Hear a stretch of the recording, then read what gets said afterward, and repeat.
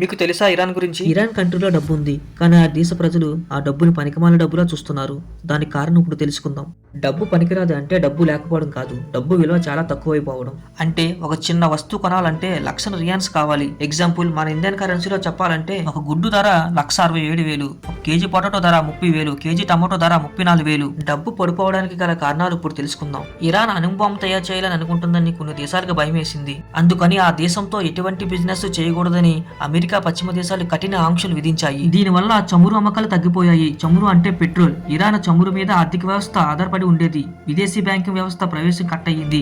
విదేశీ పెట్టుబడులు రావడం ఆగిపోయాయి. ఇరానియల్ రియల్ విలువ బాగా పడిపోయింది. దీనికి ఫలితంగా ఆహారం, ఇంధనం, మందులు చాలా ఖరీదయ్యాయి. ప్రజల కొనుగోలు శక్తి తగ్గిపోయింది. ఇన్ఫ్లేషన్ తీవ్రంగా పెరిగింది. చమురు దేశమైనా కూడా విద్యుత్ కోతలు, నీటి కొరత, పరిశ్రమలు సరిగ్గా నడవ, ఉత్పత్తి తగ్గుతుంది. అమెరికా, ఇజ్రాయిల్ వంటి దేశాలతో ఉద్రిక్తతలు, సైనిక ఖర్చులు పెరగడం, విదేశీ పెట్టుబడిదారులు భయపడడం ఆర్థిక అభివృద్ధి మరింత మందగించింది. దీని కారణంగా దేశం ప్రజలంతా రోడ్డుపైకి వచ్చారు నిరసన చేయడానికి. నిరసనలు ఆపడానికి అక్కడ గవర్నమెంట్ ప్రజలను కాల్పులు జరుపుతున్నారు. దగ్గరికి 20,000 మంది చనిపోయి ఉంటారని యుఎస్ ఇంటెలిజెన్స్ రిపోర్ట్స్ చెప్తున్నాయి. ఈ ఇన్ఫర్మేషన్ బయటకు వెళ్లకుండా ఇంటర్నెట్ సిగ్నల్స్ అన్ని క్లోజ్ చేశారు. ఇరాన్లో 1979 ఇస్లామిక్ రిపబ్లిక్ ఏర్పడింది. ఇరాన్లో 1989 నుంచి సుప్రీం లీడర్ అలీ ఖamenei లీడర్. సైన్యం, న్యాయ వ్యవస్థ, మీడియా, విదేశీ విధానం అన్ని సుప్రీం లీడర్ కంట్రోల్లోనే ఉంటాయి. ఇరాన్ లో ప్రెసిడెంట్ పీపుల్ ఓటింగ్ తో గెలిచిన సుప్రీం లీడర్ మాటే తుది మాట. Present president Masoud Pezeshkian. Powers ఏమీ ఉండవు.